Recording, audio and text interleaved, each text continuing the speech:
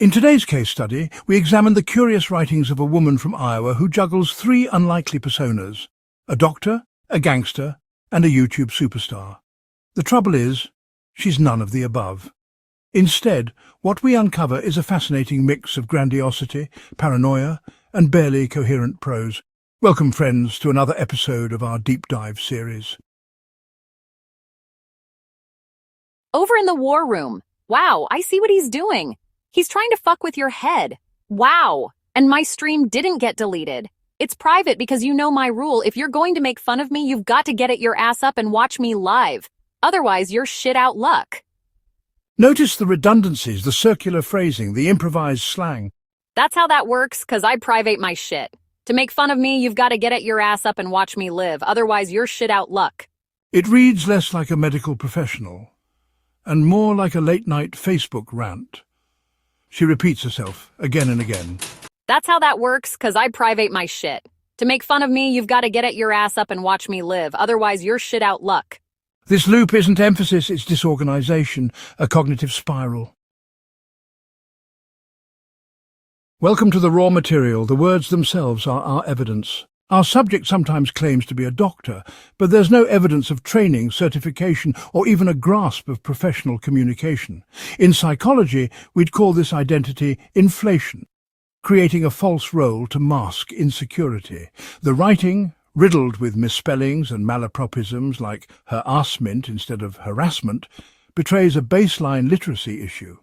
Even with AI tools, the veneer cracks immediately. In fact, if you have his phone number, give it to me. I'll blow his fucking phone up today.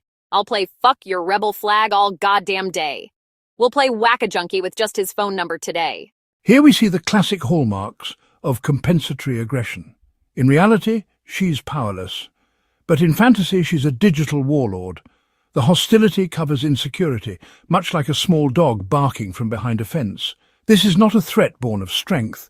It's a performance meant to disguise fragility. The hostility covers insecurity. And finally, the YouTuber fantasy. She insists her streams are so valuable, so cutting-edge, that to mock her, one must watch live. But in truth, her content rarely leaves the shadows of obscurity. These declarations of importance are delusional scaffolding, a way to maintain the illusion of popularity where none exists. This is a textbook case of grandiosity without validation. The self-image of a star, propped up by the echo chamber of her own words. So what does this writing reveal? Grandiosity, imagining herself as a doctor, a gangster, and a viral star. Paranoia, convinced others are fucking with her head. Aggression, violent fantasies replacing actual influence. Literacy deficits, unpolished, semi-literate phrasing, even with AI assistance. In psychology, we describe this as identity instability and cognitive fragmentation. When people present themselves in ways that don't match reality, a doctor without credentials, a gangster without power, a YouTuber without viewers, the writing often tells the truth they try to hide.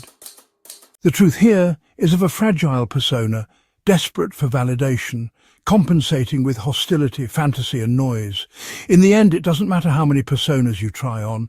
If you can't master basic coherence, the mask always slips. And with our subject, it slipped on every line. Thank you for watching. Until next time, remember, writing is the mirror of the mind, and sometimes the mirror cracks.